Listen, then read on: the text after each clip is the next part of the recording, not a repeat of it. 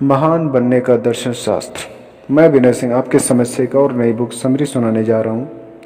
कृपया करके ईयरफोन लगाकर कमरे में अपने बिस्तर पर लेटकर ध्यानपूर्वक सुनें। जो आपने सुनी थी एक महिला उद्यमी की कहानी और वो कैसे अपने जीवन का एक आखिरी चांस लेने के लिए एक विश्व प्रसिद्ध वक्ता को सुनने का निश्चय करती है। आइए सुनते हैं इस किताब के सारांश में आगे की कहानी। तो वो बहुत ही कमाल के वक्ता थे। उनके शब्द किसी जादू से कम नहीं थे।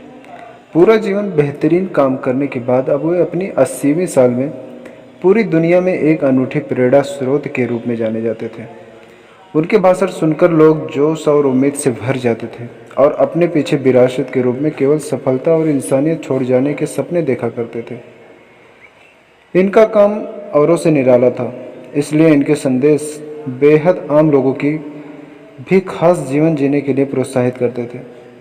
जिंदगी बहुत छोटी है, इसे अपने कौशल से खिलवाड़ करने में नहीं गंवाना चाहिए, ऐसा वो हजारों बार कह चुके थे।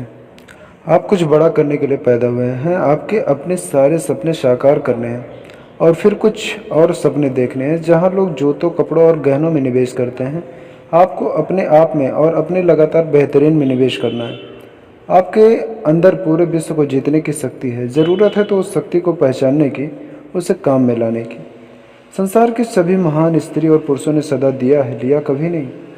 इस तरह के अर्थपूर्ण शब्दों से वो लगातार लोगों को बेहतर जीवन जीने और निरंतर सफल होने में मदद करते थे।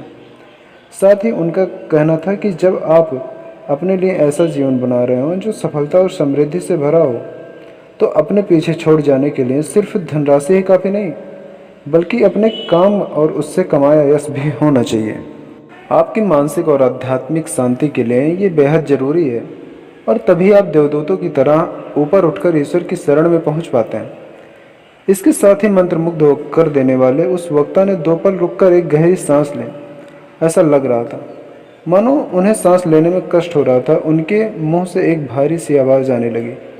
फिर उन्होंने अपने जूतों की तरफ देखा जो चमचमा रहे थे। सबसे आगे की पंक्ति में बैठे दर्शकों को उनके खूबसूरत लेकिन वीरान सी चेहरे पर आंसू की एक बूंद नजर आई। वो एकटक नीचे देखे जा रहे थे। अचानक वो लड़खड़ा से गए। इस बीच सामने बैठे सभी दर्शकों के चेहरों पर तनाव के कई भाव आए। तभी उस वक्ता ने अपना माइक नीचे रखा और अपने बाएं हाथ से पैंट की जेब में करीने से तेल लगा रुमाल निकाला। उस रुमाल से अपना चेहरा पोंछा और फिर पुनः बोलना आरंभ किया। आप में से हर एक कुछ खास काम करने के लिए इस धरती पर आए हैं। आप सब अपने भीतर भव्यता की एक ऐसी ज्योति लेकर जीते हैं जो सामान्य रहने के लिए नहीं बनी है। आप में से किसी को भी साधारण रूप से जीने की जरूरत नहीं। उनकी कही ये बातें कई मासूम चेहरे पर किरण बनकर दौड़ गई और उन्होंने अपनी ऊर्जापूर्ण बात एक बार फिर शुरू की।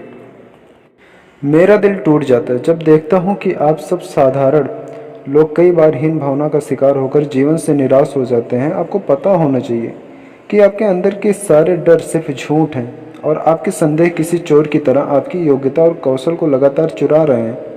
ये सुनकर कई लोगों ने समर्थन में अपनी गर्दन हिलाई और कुछ लोगों ने जोश में आकर तालियां भी बजाई और इस तरह से मनमोह लेने वाला उनका यह भाषण चलता रहा। उन्होंने आगे कहा कि मैं आप सबको समझता हूँ, अच्छी तरह से समझता हूँ। मुझे पता है कि आप सब किसी न किसी कठिनाई से जूझ रहे हैं। शायद हम सभी कई बार हमें लगता है कि ये जीवन हमारे हिसाब से क्यों नहीं चलता। आखिर कब तक हम अपने बनाए इस जीवन से लड़ना होगा। हमने ऐसे दिन बिताने की कामना तो नहीं की थी। थका देने वाली इस दिनचर्या से काफ़ी परेशान हो गई। यहाँ मैं आपको बस इतना याद दिलाना चाहता हूँ कि हमें से कई लोग 30 वर्ष की उम्र में ही मर जाते हैं। बस हमें दफनाया 80 की उम्र में जाता है। इसलिए मैं आप सबके मन को पढ़ पा रहा हूँ, आपको समझ पा रहा हूँ और मेरा यकीन कीजिए कि आपके दिन पलटने वाले हैं। एक जादू होने वाला है, बहुत निराला, बहुत खास, बहुत दिलचस्प। मंत्रमुग्ध कर देने वाला वक्ता ने आगे क्या कहा, ये जानने के लिए हमारे चैनल को सब्सक्राइब करें और प्लेलिस्ट में जाकर सभी चैप्टर को ध्यानपूर्वक सुनें। उनके आखिरी शब्द या आवाज़ बोलते हुए लड़खड़ाने लगे। ऐसा लगा मानो वो सांस लेने की भरपूर कोशिश कर रहे हैं और उनके चेहरे पर पसीना और परेशानी के भाव साफ दिखने लगे। वे बड़े सावधानी से पास में रखी हुई कुर्सी पर बैठने की कोशिश करने लगे। उन्होंने बोलना जारी रखा, हाँ मैं जानता हूँ कि यहाँ मौजूद बहुत सारे लोग ऐसे भी हैं जो आज अपनी मर्जी का जीवन जी रहे हैं। आप लोग भाग्यशाली हैं जो सफलता की ऊंचाइयों को छू रहे हैं।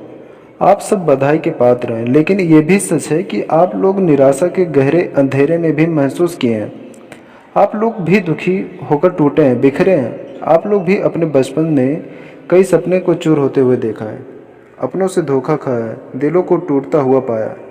लेकिन याद रहे, आप इस समय जीवन के जिस भी पड़ाव पर हों, अपने अधूरे और तकलीफ दे इतिहास के कारण अपने आने वाले अच्छे दिनों की चमक को कम मत होने दीजिएगा। आपको जितना जितना लग रहा है, आप उससे कहीं ज़्यादा शक्तिशाली हैं, और इसलिए नई सफलताएं और ढेर सारी दुआएं आपकी तरफ आ रही हैं। आप ठीक इस समय उसी जगह पर हैं जहां आपको अपने विकास के कारण होने चाहिए। आपके अथाह मेहनत और लगन का नतीजा है जो आज आप इस धर्म संपदा और सुख के साथ जी रहे हैं। इस पर कुछ भी गलत नहीं है। जिनके जीवन में सब कुछ ठीक चल रहा हो उनके लिए भी, और जिनका जीवन चूर चूर बिखरने की कगार पर हो उनके लिए भी। मेरा संदेश बस इतना है, अपने डर से अधिक अपनी आस्था पर भरोसा रखें।